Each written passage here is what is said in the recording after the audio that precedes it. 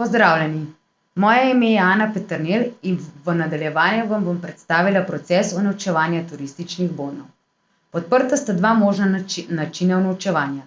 Prvi je preko spletne rešitve, ta del je še v razvoju in bo na voljo za testiranje predvidoma do petka 26.6.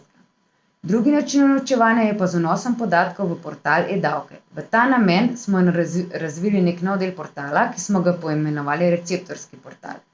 In ta rešitev bo na voljo za uporabo v petek 19.6.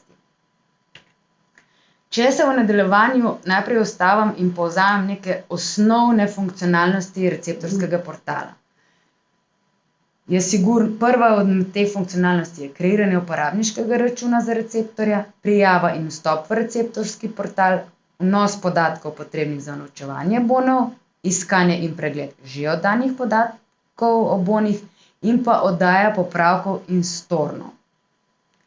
Če se najprej ustavim pri samem kreiranju uporabniškega računa za receptorja. Tule moram opozoriti, da pred prvo prijavo v portal strani receptorja se mora temu receptorju dodeliti uporabniški račun. Kdo lahko to naredi in kje lahko to naredi? Uporabniški račun se skreira v zaprtem delu portala eDavki, torej v osebnem portalu ponudnika nastanitve. Kdo lahko to naredi? To lahko naredi ponudnik samostojno ali pa v njegovem imenu to naredi nek zunanji pooblaščenec, vsaj z eno EDP pravico. Sam postopek je pa tak, da uporabnik vstopi v osebni portal ponudnika. Ko vstopi v portal, ima dve opciji. Ali klikne na vpogledi ali pa pooblastila. Če klikne na vpogledi, iz seznama vpogledov izbere vpogled TB receptor, če pa klikne na pooblaščanje, pa v podzavihku receptorji klikne na receptorje. Oba dva klika ga v nadaljevanju pripeljeta na isto masko in to je maska receptorji. Ko na tej maski klikne v nadaljevanju dodaj vrstice in dejansko se začne vnos podatkov o receptorju.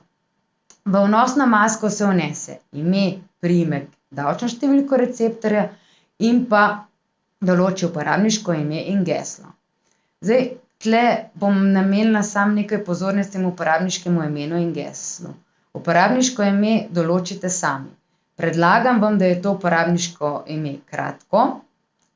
Lahko je to neko ime, lahko so inicialke imena, karkoli drugega, bom rekla v takem smislu, da si bojo receptorji uporabniško ime enostavno zapomnili. Kar se tiče gesla, po odprtju, bom rekla ko pridete na vnosno masko, je v geslu že izpolnjeno neko samodejno geslo, ki ga lahko še pred potrditvijo, to se pravi pred klikom na potrditev spremenite in zamenjate v nekaj svojih 8 poljubnih znakov. Tudi na tem mestu vam predlagam, da je to geslo čim bolj enostavno.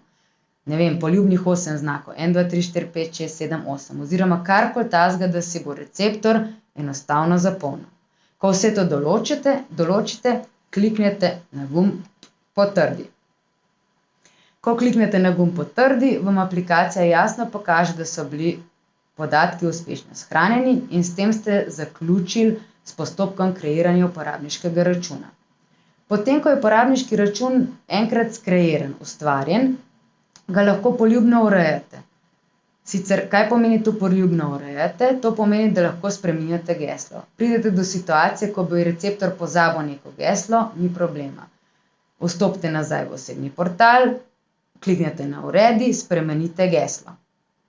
Če imate več receptorjev, s klikom na dodaj vrstico, kreirate uporabniške račune za več receptorjev, po istem postopku, kot smo ga že povedali. Če pa želite nekoga od receptorja odstraniti, pa kliknete na gumb X.